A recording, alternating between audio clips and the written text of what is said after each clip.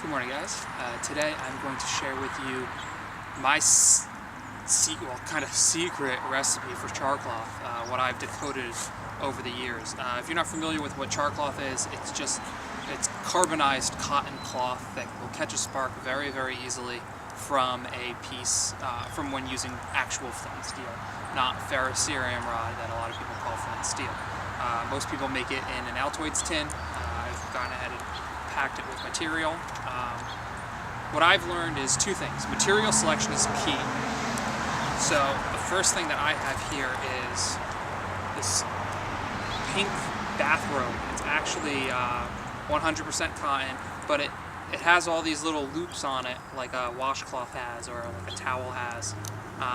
This is the best material that I found. It will catch the faintest spark and just light. Now the drawback is it burns faster than maybe blue jeans or a t-shirt. The second thing that I found is make this on a fire. Don't put this on a camp stove and make it. What I've noticed with those stoves are too hot and you can easily overcook your char and very quickly overcook your char. So what I found is when you put it in a little fire, you can't really overcook it at all. Even if you leave it in there for a few minutes too long. With a camp stove, with the heat right on the bottom or on the lid, however you put it, usually what happens is it will overcook this char on the bottom, and it'll almost be like tissue paper and just kind of disintegrate when you touch it, and it won't accept the spark very well. So we're going to go ahead, we have a little fire going here, we're going to drop this tin on. I'll give you guys a close-up of what this looks like before and after. So here's the before. In an Altoids tin has a hole in the top. Some people do holes, some people don't.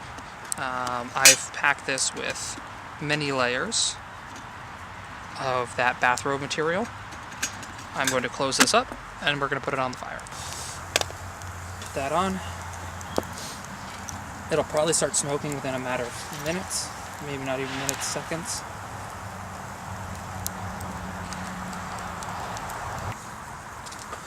So usually you can see smoke and flame coming out. There's some flame coming out of the back of that tin.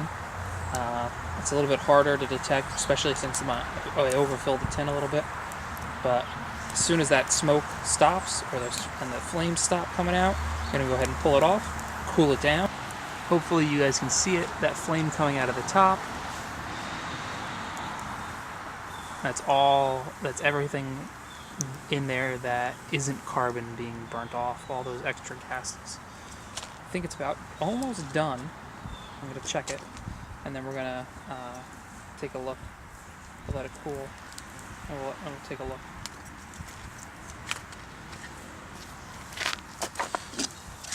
I have my handy dandy scoopers.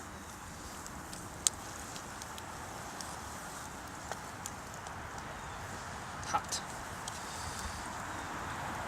It's almost there. So, depending on your fire, you'll either have flames coming out of there or you'll have just smoke coming out, depending on maybe your tin, how hot your fire is, how full your container is. We're almost there. Sometimes char that's undercooked is a little bit better than char that's, well, usually better than char that's overcooked.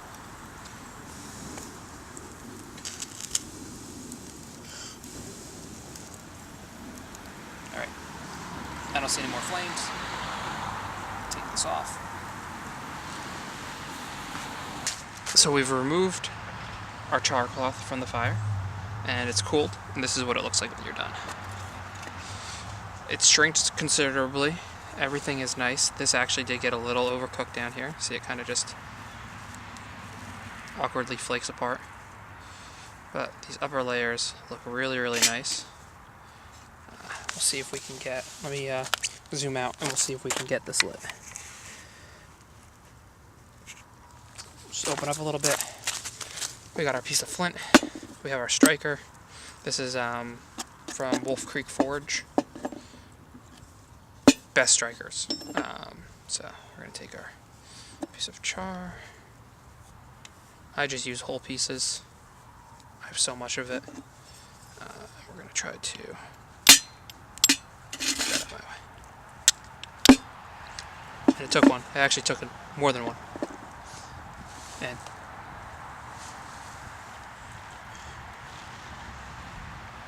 See it? And it's lit.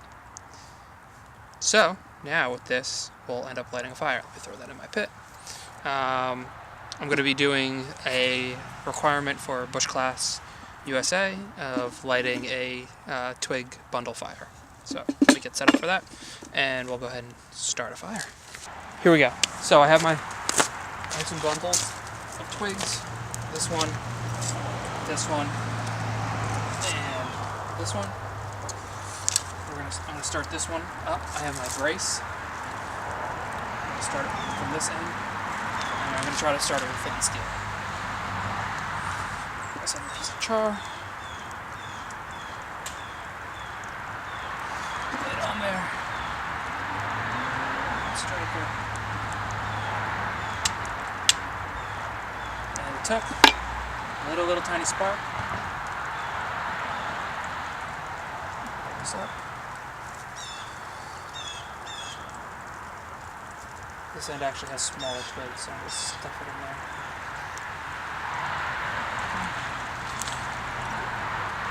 Stick. Shove it in there.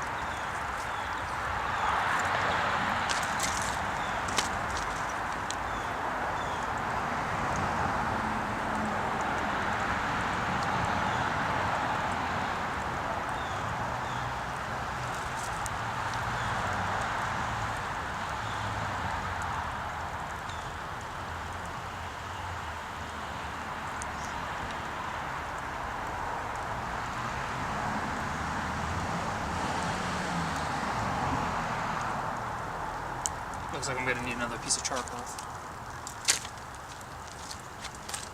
I'm going to take some of the stuff from the bottom that kind of overcharred.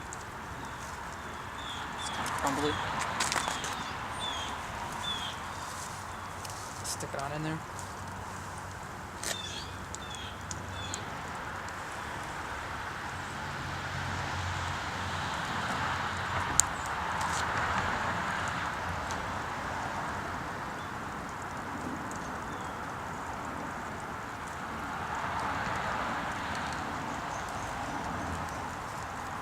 Then take a fresh piece.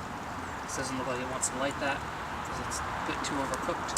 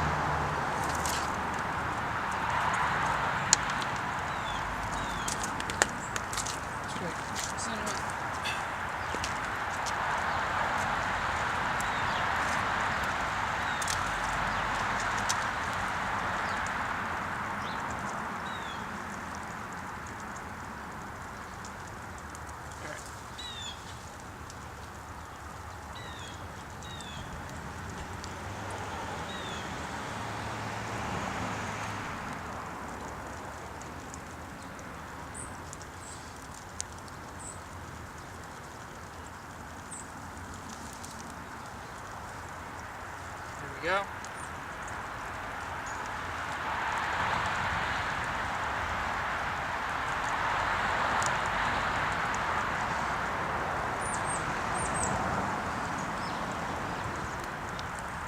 Wave this through the air.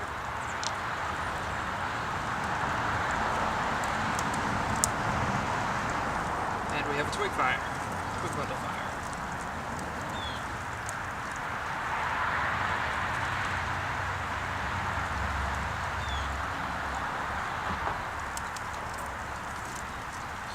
Okay, and we're going to throw on our other bundle right on top. That, and then we'll throw our bigger bundle on to get that.